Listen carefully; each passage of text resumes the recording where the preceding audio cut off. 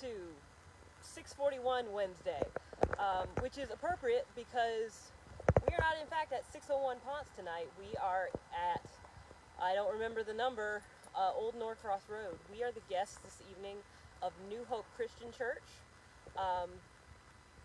in beautiful Lawrenceville, Georgia. The reason why we're here, though, is not just ecumenical partnership and connection building and all that good stuff that the disciples love to do. We are here touring their community garden. New Hope Christian Church is the home of the Oakland Community Garden. This was an initiative started years ago by members of the congregation who wanted to know, how can we fill a need in our community? How can we best give back to our community? So they came together, they put some thought into it, and they came up with the idea of the community garden. Each bed is labeled. There are some beds for rent for people in the community that want to grow their own stuff. But the stuff that the church grows is harvested, and then the food goes to the Lawrenceville Co-op. So it services families in need in the area in which the church serves. They also do classes here. This classy little pavilion I keep walking out from under is a great spot for like sit and sketch. They do a stitch and speak, because we don't call it stitch and the other thing here at church. And it has turned into a truly impressive ministry in their community. And all because someone thought outside the box, opened their mind, and said, what is God calling us to do with this, what was an empty lawn out in front of the church? Highways right there.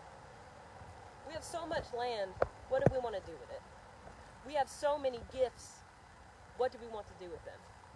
There is so much need. How do we want to speak into that?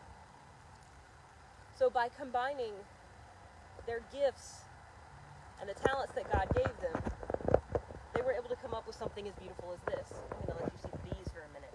Look at the bees. Nature thriving.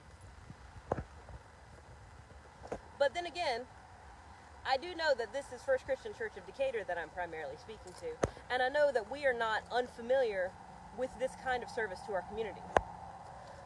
Years ago, people in our church saw a need. They saw empty space that we didn't need, and they had a vision. They said, what if we made a thrift store? And that's how Chalice Thrift came to be, which is, well, one of these days we'll do a 601 down there in case y'all haven't seen it.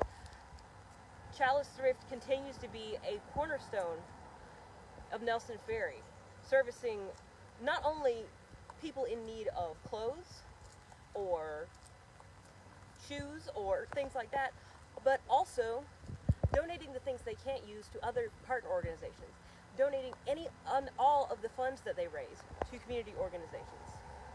And all because people were willing to look around and say, what do we have? What is the need? And what are we called on to do? We've been talking a lot about this transition process and all of the things that go into that. The needs of the building, the desires of the community, the hopes that we have for the future. And all of these things are important, and all of this process is vitally necessary. And it does kind of all boil down to, what do we have, what is the need, and what are we called on to do? So I know this 601 is a little bit shorter tonight. I know it's a little bit later tonight. I know this is probably not what y'all were expecting, phone cam from the garden. But I wanted to take the opportunity while we were out here to really challenge you. Think about it. What do you have? What is the need around you? And what is God calling you to do to fill that need? This is Pastor Daniel coming to you live from New Hope Christian Church. Their community garden is open. Actually, let me not speak out of school. I don't actually know when the garden is open. It's closed right now. They're just letting me in to be nice. But the garden market is open Mondays, Wednesdays, and I believe Saturdays. But don't quote me on it. The best thing that you can do is find them on Facebook at Oakland Community Garden and find out yourself. What's going on? How can you get involved? And how can you learn more about this essential ministry to this community? I'm so glad that you hung in there with me until 6:45 on a Wednesday night. I'm glad that you let me take you on a tour of the garden. And I am glad that you are here, regardless of if you did none of those things and you tuned in by accident. Because no matter what, this much is true. God made you special. God loves you very much. And so do I. Have a good night, everyone.